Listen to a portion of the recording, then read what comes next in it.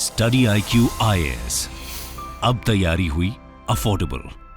दोस्तों अक्सर आपने लोगों को ये कहते सुना होगा, it's not a rocket science. दरअसल ये फेज इंग्लिश का एक मुहावरा है जिसका इस्तेमाल किसी एक काम को एक्सप्लेन करने के लिए किया जाता है जो काम बेहद कठिन हो। इसी मुहावरे से ये बात साफ होती है कि रॉकेट साइंस काफी कॉम्प्लेक्स सब्जेक्ट है। आज वर्ल्ड की कुछ ही ऐसी सिलेक्टेड कंट्रीज हैं जो रॉकेट साइंस या स्पेस टेक्नोलॉजी जैसे फील्ड्स में प्रोग्रेसिव वर्क कर रही हैं। ऐसा इसलिए क्योंकि किसी रॉकेट को डेवलप करने से लेकर उसे स्पेस में लॉन्च करने के बीच अनेक स्टेप्स या प्रोसीजर्स होते हैं जो अपने आप में हाईली कॉम्प्लेक्स टास्क की तरह होते हैं।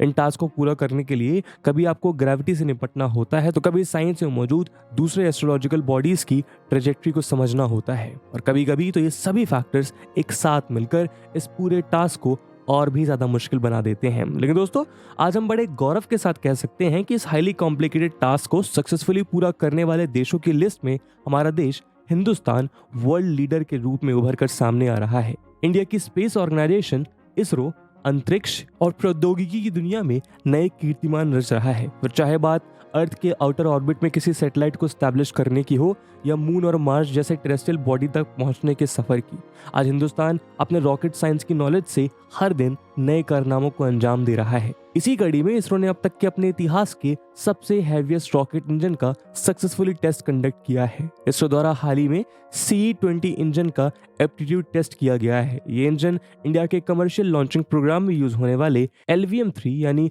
लॉन्च व्हीकल मार्क 3 रॉकेट को पावर प्रोवाइड करेगा। दोस्तों हमारे आज की वीडियो में हम इसी CE-20 इंजन के बारे में डिस्कशन करेंगे, जहां हम इस इंजन की क्वालिटीज को डिटेल में एनालाइज करेंगे। साथ ही हम इसरो के कमर्शियल लॉन्चिंग प्रोग्राम के मेजर इंपॉर्टेंस को भी समझेंगे। लेकिन दोस्तों अपने इस वीडियो डिस्कशन को आगे बढ़ने से पहले मैं आपको बता दूं कि इस वीडियो की इंपॉर्टेंस UPSC मेंस के GS3 के लिहाज से काफी ज्यादा है। इसके बारे में हम वीडियो के अंत में और भी बात करेंगे, पर फिलहाल के लिए अपने डिस्कशन को हम आगे बढ़ाते हैं। दोस्तों स्टडी IQ आप सबके लिए लेके आया है एक बहुत ही खास course. Study IQ UPSC pre plus mains के लिए एक फुली लाइव कोर्स लॉन्च करने जा रहा है। इस कोर्स में 900 घंटे से ज्यादा की लाइव क्लासेस होंगी। प्रीलिम्स में आपको परिपक्व करने के लिए प्रैक्टिस क्वेश्चंस दिए जाएंगे, मेंस की आंसर राइटिंग प्रैक्टिस होगी और आपके डाउट्स को किसी भी समय क्लियर करने के लिए मिलेगी 1-to-1 मेंटोरशिप, जिसके अंतर्गत आप अपने एकेडमिक और नॉन एकेडमिक डाउट को क्लियर कर सकते हैं। और दोस्तों ये सब कुछ आपको मिलेगा 18,999 के सुपर डिस्काउंटेड प्राइस पे अगर आप AG live coupon code use करते हैं। दोस्तों इन बैचेस में क्लासेस की starting 30th November morning 8 AM से हो रही है। तो अब आप भी अपनी तैयारी को एक हेड स्टार्ट दीजिए और पूरे देश के एस्पिरेंट्स के साथ बोलिए कि आप तैयारी हुई अफोर्डेबल स्टडी IQ के साथ। बाकी सभी अपडेट्स के लिए आप मुझे मेरे सोशल मीडिया हैंडल्स पे फॉलो कर सकते हैं।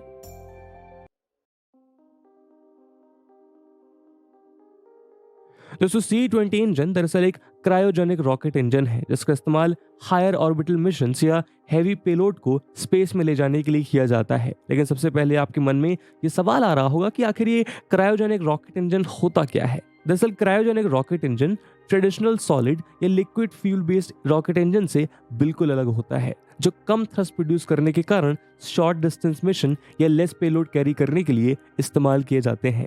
क्रायोजेनिक रॉकेट इंजन में क्रायोजेनिक फ्यूल और ऑक्सीडाइजर के एक मिश्रण का इस्तेमाल फ्यूल के रूप में किया जाता है। फ्यूल और ऑक्सीडाइजर दोनों ही कंपाउंड्स को रॉकेट इंजन के अंदर बहुत लो टेम्परेचर पर रखा जाता है, जो इस प्रक्रिया का सबसे कॉम्प्लेक्स पार्ट होता है। ऐसा इसलिए क्योंकि इंजन के कंबशन चैम्बर और एग्जॉस्ट चैम्बर दोनों के बीच एक पतली सी वॉल मौजूद होती है। वॉल के एक तरफ फ्यूल ऑक्सीडाइजर का कॉम्बिनेशन होता है जो -180 डिग्री सेल्सियस से भी कम टेम्परेचर पर रखा होता है, जबकि कंबशन प्रोसेस शुरू होने के बाद एग्जॉस्ट चैम्बर का टेम्परेचर हजारों डिग्री हो जाता है। इसका मतलब साइंटिस्ट को इस छोटे से इंजन के एक तरफ बेहद लो तो दूसरी तरफ बेहद हाई टेम्परेचर रखना होता है, जो इस पूरे प्रोसेस को जटिल बना देता है। वैसे तो space science communities number of cryogenic fuel oxidizer के कॉम्बिनेशंस का इस्तेमाल कर रही है, लेकिन आज भी सबसे इफेक्टिव और वाइडली इस्तेमाल होने वाला fuel oxidizer combination liquid hydrogen और लिक्विड ऑक्सीजन को माना जाता है, जहां लिक्विड हाइड्रोजन यानी LH2 फ्यूल और लिक्विड ऑक्सीजन यानी LOX ऑक्सीडाइजर का काम करती है। ये दोनों ही कंपोनेंट्स इजीली अवेलेबल होने के साथ साथ दूसरे कॉम्बिनेशंस के मुकाबले बेहद सस्ते भी होते हैं। साथ ही कंबशन के बाद ये क्रायो इंजन फ्यूल ऑक्सीडाइजर का कॉम्बिनेशन जबरदस्त एनर्जी भी रिलीज करता है, जिससे 4.4 किलोमीटर पर सेकेंड की इफेक्टिव एग्जॉस्ट वेलोसिटी को अचीव किया जा सकता है। आज इंडिया के अलावा यूएसए, रशिया, चाइना, जापान और फ्रांस जैसे देशों के पास ये कॉम्प्लेक्स टेक्नोलॉजी है। इंडिया के पास जो CE-20 क्रायोजेनिक इंजन मौजूद है वो गैस जनरेटर साइकिल पर बेस्ड है, जो इस इंजन की परफॉर्मेंस फ्लाइट मिशन के अपर स्टेज में इनहेंस कर देता है।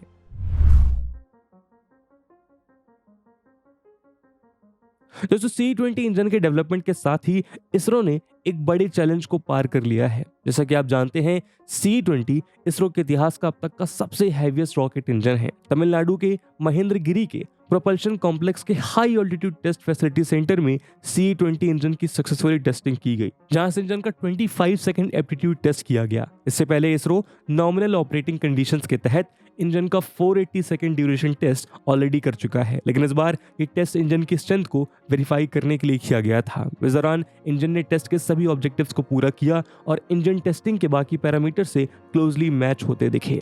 अगर CE-20 इंजन के स्पेसिफिकेशंस की बात करें तो ये इंजन वैक्यूम में 186.36 किलो न्यूटन का नॉमिनल थ्रस्ट प्रोड्यूस करेगा। इस इंजन को LPSC यानी लिक्विड प्रोपल्सन सिस्टम सेंटर ने डेवलप किया है, जो इसरो का एक विंग है। LPSC लॉन्च व्हीकल्स और सैटेलाइट दोनों के लिए लिक्विड और क्रायोजेनिक प्रोपल्सन स्टेजेस के डेवलपमेंट का काम करता है। इसरो के मुताबिक CE-20 इंजन को LVM-3 मिशन के लिए डेवलप किया गया है। इसके तहत OneWeb इंडिया 1 के अगले 36 सैटेलाइट्स को लॉन्च किया जाएगा। दरअसल जिस रॉकेट यानी LVM-3 से इन सारी सैटेलाइट्स को लॉन्च किया जाएगा वो इसरो का सबसे भारी रॉकेट है। LVM-3 यानी लॉन्च व्हीकल मार्क 3 इसरो द्वारा डेवलप लॉन्च व्हीकल है। ये 4 टन के सैटेलाइट पेलोड्स को जियो सिंक्रोनस ऑर्बिट में भेजने की क्षमता रखता है।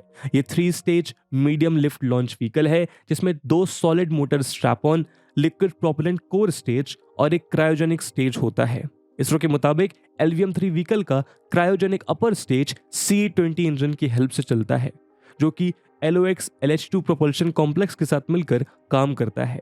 मीडिया रिपोर्ट्स के मुताबिक London based satellite communication company network access associated limited के इन सैटेलाइट्स को इसरो की न्यू स्पेस इंडिया लिमिटेड यानी कि NSIL अगले साल की शुरुआत में लॉन्च कर सकती है। आपको बता दें कि न्यू स्पेस इंडिया लिमिटेड की तरफ से सतीश धवन स्पेस सेंटर, जिसे पहले श्रीहरिकोटा रेंज के नाम से भी जाना जाता था, बीते 23 अक्टूबर को OneWeb के फर्स्ट बैच के 36 सैटेलाइट्स को प्रोजेक्ट किया गया था। इसके कुछ दिन बाद 28 अक्टूबर को CE-20 इंजन का फर्स्ट टेस्ट किया गया। मौजूदा वक्त में दुनिया भर में लॉन्च व्हीकल में बड़े पैमाने पर क्रायोजेनिक इंजन का इस्तेमाल हो रहा है, लेकिन वर्ल्ड की कुछ ही कंट्रीज को इसकी टेक्निक और प्रोडक्शन में महारत हासिल है। इसकी कॉम्प्लेक्सिटी की वजह से सिर्फ यूएसए, फ्रांस, जापान, चाइना और रशिया के पास ही इसे डेवलप करने की कैपेबिलिटी है। अब इंडिया भी इस लिस्ट में शामिल हो चुका है।